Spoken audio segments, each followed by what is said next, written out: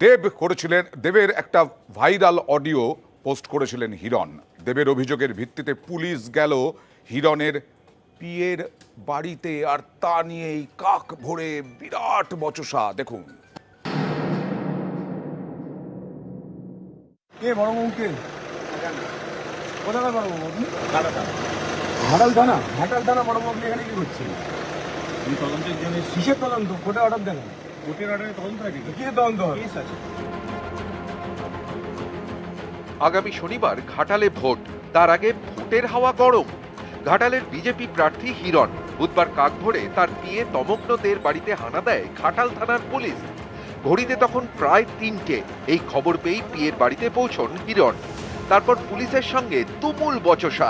সেই video post করেন পদ্মপ্রার্থী। এই ডক্টর হিরণময় চট্টোপাধ্যায়, উনি আমার অফিসিয়াল সেক্রেটারি। আপনি কোর্টের অর্ডার দেখান। কোর্টের অর্ডারে তো কোনো কেস হলে আপনি কোর্টের অর্ডার দেখান। আপনি কি রাত্রি 3:30টার সময় একজন অসুস্থ মা, আপনি তার বাড়ি কোন মা যদি কিছু হয়ে যায় কে দায়িত্ব?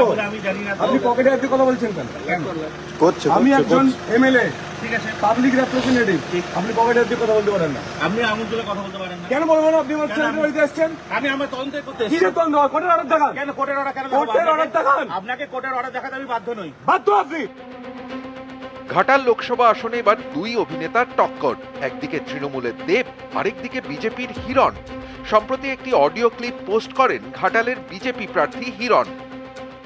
আমার কাছ থেকে একটা টাকা নিয়েছিল 9 লাখ টাকা, এবং সেটা আমি সায়ন্তনকে বলেছিলাম যে সায়ন্তন ও টাকাটা নিয়েছে চাকরি দেওয়ার জন্য, না চাকরি দিচ্ছে না টাকা দিচ্ছে। এবারে সেইটা হলো, আমি তখন ফোনটা অ্যাড্রেসও করলাম, তখন কথা যখন বলছি ডেফিনেটলি আমি একটু গুরুত্ব দিচ্ছি। হিরণের দাবি, অডিও ক্লিপে শোনা গিয়েছে চাকরি দেওয়ার নাম করে দেবের পিয়ে 9 লক্ষ টাকা নিয়েছেন। এই অভিযোগ অস্বীকার করে পাল্টা পুলিশে অভিযোগ করেন দেব। তদন্ত শুরু করে ঘাটাল থানা। সূত্রের খবর, পুলিশ জানতে পারে ওই অডিও ক্লিপ প্রকাশ্যে আনেন হিরণের পিয়ে তমগ্ন দেব। পশ্চিম মেদিনীপুরের খড়গপুরের তালবাগিচায় তার বাড়ি। বুধবার কাক ভোরে ঘাটাল থানার ওসি শঙ্খ চট্টোপাধ্যায়ের নেতৃত্বে তমগ্নর বাড়িতে হানা দেয় পুলিশ। তখন তিনি বাড়িতে ছিলেন না। পুলিশি হানার খবর পেয়েই সেখানে পৌঁছন হিরণ। শুরু হয় পুলিশের সঙ্গে বচসা। খুব অসুস্থ, ওই ওষুধ খেয়ে সারাক্ষণ ওষুধ খেয়েই থাকি। তো এসে ডাকছে তমগ্নবাবু তমগ্নবাবু। পুলিশ কতগুলো, আমি তো জানি না কে ডাকছে। হঠাৎ দরজা খুলেছি, দেখি কতগুলো পুলিশ এসে দাঁড়িয়েছে। প্রথমে হচ্ছে 2:50 রাত্রি। হ্যাঁ, লাতালাতি করেছে সারা বাড়ি ঘিরে। ওই পাশে জানলা বন্ধ, ওইটাকে খুলে দিয়েছে। একজন লেডিস পুলিশ এসেছিল, সে দরজা খুলতেই হবে বলছে, খুলতেই হবে।